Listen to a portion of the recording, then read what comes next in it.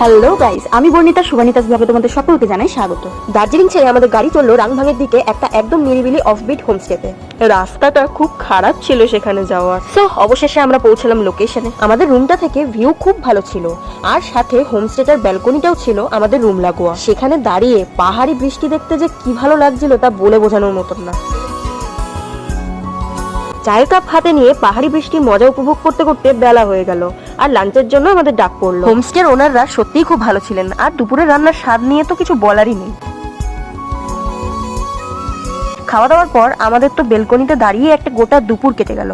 সন্ধ্যায় চা আর মোমো দিয়ে গেলেন ওনাররা। তা নিয়ে সন্ধ্যার গল্প করতে করতে কাটিয়ে দিলাম একটা নিরিবিলি সময়। এই দিনটা বাকি ট্রিপের থেকে একদম আলাদা ছিল। রাতে একদম সাধারণ খাবার দিতে বলেছিলাম আমরা, কারণ কাল সকালে অনেক তাড়াতাড়ি বেরিয়ে যেতে হবে এনজি। ভাবতেও কষ্ট হচ্ছিল আমাদের ট্রিপটা শেষের পথে আর বাড়ি ফেরা বাকি। ভিডিওটা ভালো লাগলে লাইক, কমেন্ট, শেয়ার, সাবস্ক্রাইব ও ফলো করে দিয়ে দেখা হচ্ছে নেক্সট ব্লগে। টাটা।